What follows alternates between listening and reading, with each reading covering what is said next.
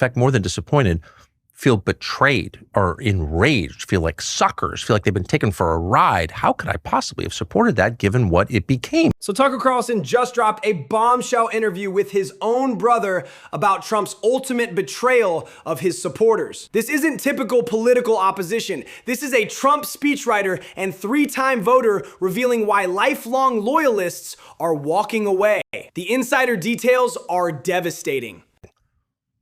Wrote speeches for Trump in 2015, voted for Trump 3 times, knew people within the Trump White House, worked with the Trump White House, and all along that period, 10 years, supported Trump in public, not on television, which is easy, but in his own neighborhood, which was 100% Trump haters.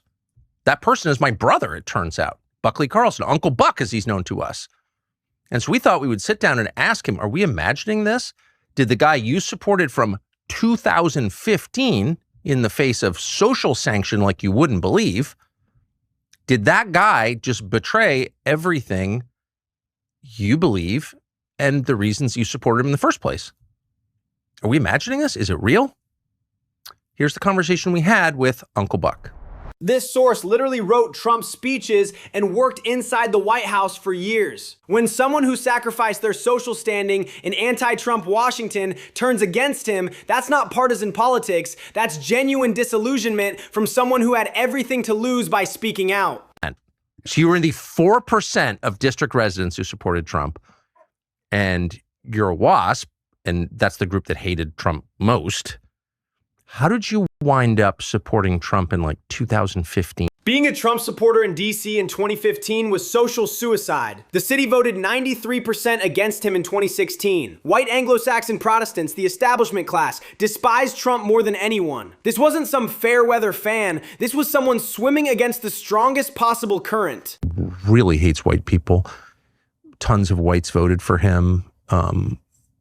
Tons of whites voted for him because he was saying we're going to get rid of race consciousness in this country and treat people as citizens and human beings, and we can move past the division of the disgusting civil rights movement thinking, and just anti-white, zero sum.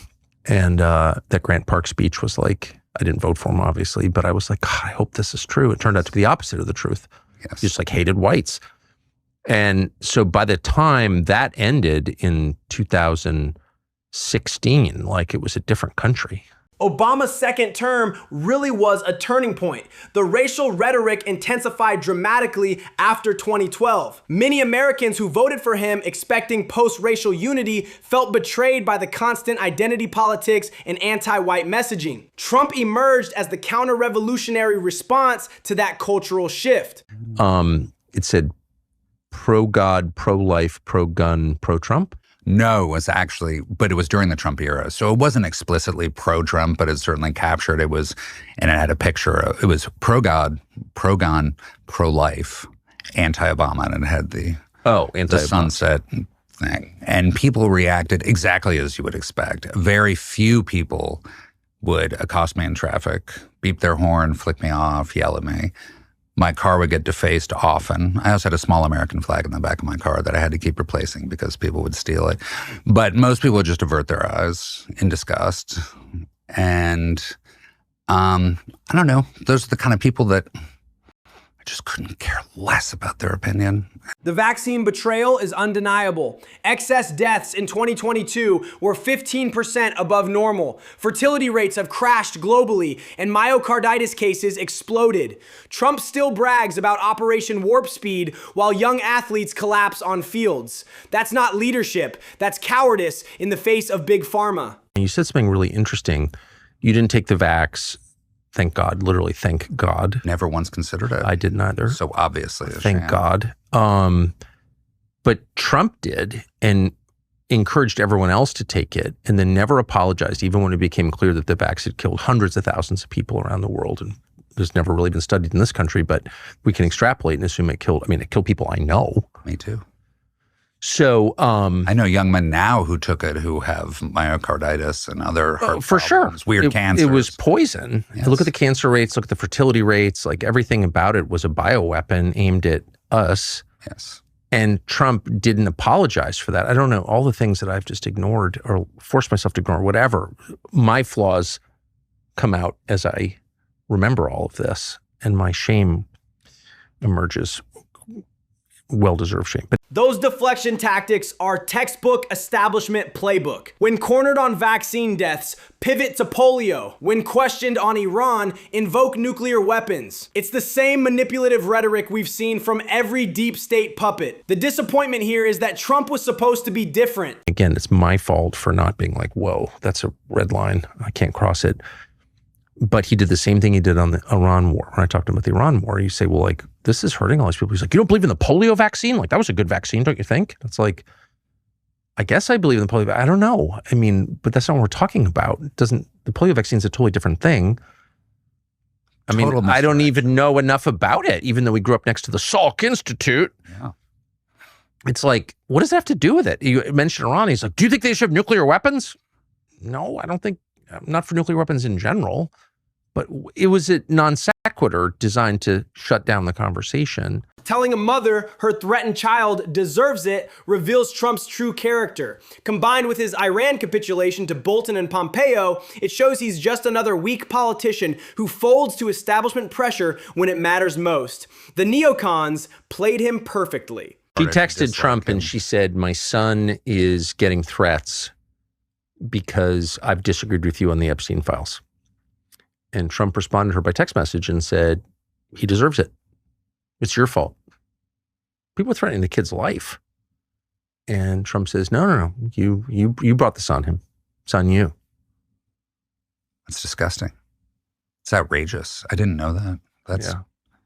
It's terrible. It's terrifying too, actually, to be so tone deaf, to be so evil, but to also be so tone deaf. So what, and then the war in Iran, which he clearly, had no plan for, wasn't enthusiastic about at all. He was fully aware of the risks. He was fully aware that it was a betrayal of his explicit promises for 10 years not to do this. He did it. He did it against his will. That's my highly informed read. Yes. I mean, I could be wrong. You don't know what people's motives actually are, but I mean, from very close vantage, I can say I don't think he was excited about it. But he did it. Clearly he felt he had no choice. So, and I think that's widely understood. Yes. Yeah.